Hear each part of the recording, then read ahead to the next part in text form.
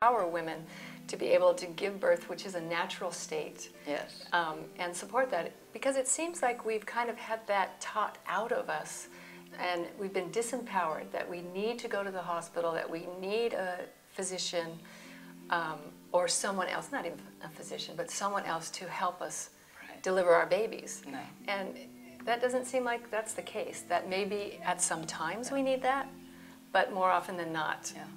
Birthing is something that women do, not something that happens to them. Right. And pregnancy isn't an illness. That's right, that's right. It's a normal state of affairs for our body to be pregnant. And if we take care of our body with good nutrition, if we have good support in labor, then having a baby is a very natural thing that rarely needs medical intervention. Right, and from the work that I've done, I'm a hypnobirthing instructor, you can have a nearly pain-free birth, learning techniques of relaxation and breath. And I know that you support all these different techniques that people might want. Breathing techniques are really just self-hypnosis, aren't they? Yeah, they definitely are. And whatever you can do to calm yourself. Absolutely. I think it's also very important that you create a team. And I know that you really hold that you have a team that supports you. Yeah. Whether it's your husband or your partner or a girlfriend or whoever you choose to have, that is an integral part of the birth process. Absolutely. Have people you trust around you and people who have experience with birth. So, I mean, yes, your partner is a very important component of that, but also other women, as you say, that you're comfortable with, who are trained or comfortable with the birthing process. That's right, right. Now, there's another thing that I haven't really discussed much with people, and I wanted to ask you about a lotus birth. Have you experienced that? Have you been part of that? Will you tell our audience what a lotus birth even means? A lotus birth is for women who decide they would like the baby to remain attached to the placenta for a specified period of time. Could be as little as 12 hours, as much as several days. And what is the point of doing a lotus birth? The point of a lotus birth, a lot of women feel that there is energy to be gotten from the placenta, that even when it is no longer pulsating, that being connected to the placenta, which was the life-giving organ for 9 months, is a very important transition for the baby, and that he shouldn't be abruptly cut off from it. In my work as a hypnotherapist, where we take people into regression states when they have issues that are coming up for them, anger or any kind of grief or guilt, we've gone back to, with some clients, where the placenta was coming off of the wall, and then the baby comes out and the cord's being cut. And part of what I've experienced is that when the cord, that you'd like to have the cord stop pulsating, at least completely stop pulsating before the cord is cut, whether you do a lotus birth or not. Right. But that way all the energy and all the blood and all the life-giving resources of the placenta are in the baby. Exactly right. And then once the placenta, if you are going to cut the cord, once the placenta has separated from the wall, it stops pulsating, and that's when that transmission is finished.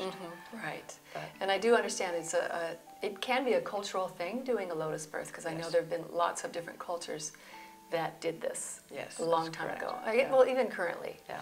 So there is the other thought that the trauma that can happen can be triggered later on in life, whether it was from the cord being cut or if the placenta tears from the wall as opposed to naturally releasing. And again, midwives wait. Right, that's exactly There are classic signs that the uterus gives and the body gives when a placenta is separating from the wall. And the thing is not to be impatient. I'm not, there's no rush to be anywhere else. Right. We have plenty of time to be there for you and your baby. Right. And the nurse midwife or the midwife will stay with you after the birth for hours and hours, and sometimes for days if necessary, to help you with the transition into motherhood. Right. Now, the other thing that a nurse midwife does also is if there is a C-section, she's been working with you for a long time, and so she can help you and support the person into the hospital situation so that it can be a much less stressful situation.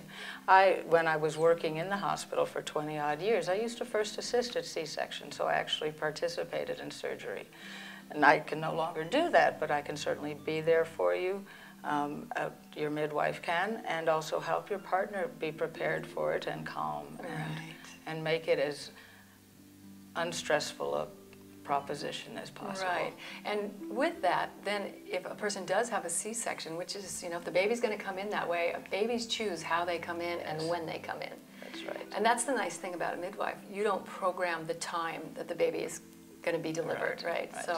So if the baby chooses to come in as a C-section, then the recovery time is faster because the mother is relaxed because she's had you there the whole time with her, and the baby can be much more relaxed as well. Because I found in hypnobirthing with my clients that did have C-sections, the babies were nursing in an hour, which was amazing, and the mother recovery time was much faster than it would have been had she, because it seems like without the blood pressure rushing from the fear, the drugs aren't passing through that she needs to have. Right. So they're not as absorbed in the baby. Yeah.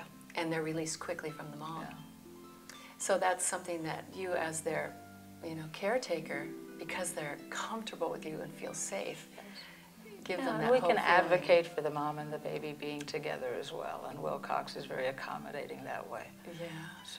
Yeah, so it's important to know that if you have to have a hospital birth, it's a great place to have one, and you can have a wonderful caregiver with you, a doula or a midwife, and you do those services as well. Absolutely. Yeah. So can you tell us maybe one of the really wonderful stories of what you've experienced or what you learned through being a midwife that may have affected your life, or there's so many. You know that I've done over 10,000 Oh births. my gosh, no, I didn't know that. Wow.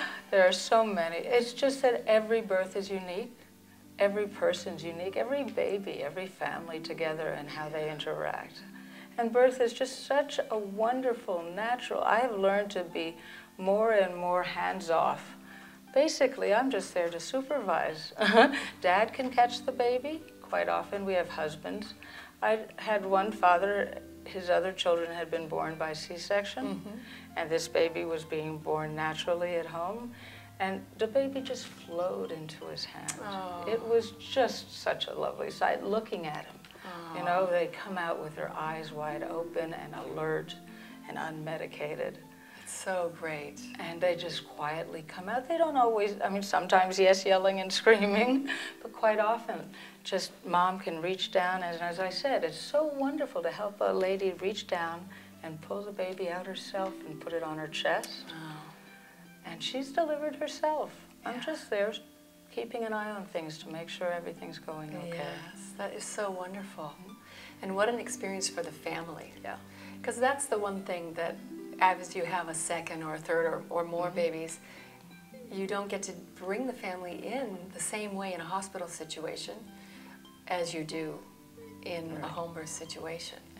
Yeah, so everyone gets to really be part of it. Yes. And I know we do have some wonderful care facilities here on Kauai.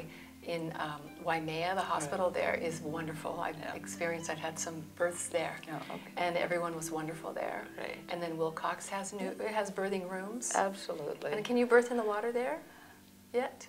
I know you can be in the water, but I didn't know for birth. You're not allowed to birth in the water there. Not yet. Well, you never know what will happen. They're moving forward as well. Right. Yeah. So your where you do your work is out of Wailua. Yes. And so you do pre and postnatal care. Can you tell us a little bit about postnatal care? Yeah. And also to say that prenatal care and postnatal care can be done in your home. You can even have your prenatal visits, if you like, at your own home. Oh, that's and so I you can travel. Come to you. Oh, Absolutely. That's have midwife will travel. That's great. That's great. Absolutely. And postnatally, if you are birthing at your own home, again, we stay with you as long as necessary. Afterwards, we come the next day to make sure everything's going well, that you're breastfeeding well. We're on 24-hour call if you need us, if there's any problems or concerns. And usually I come to visit patients at 1 day, 2 day, and then at 1 week. Oh, that's great. Those are the hardest transition of being from a pregnant mom to being the mom with the baby outside is that first week of absolutely. insecurity, I think. And it's as much as necessary.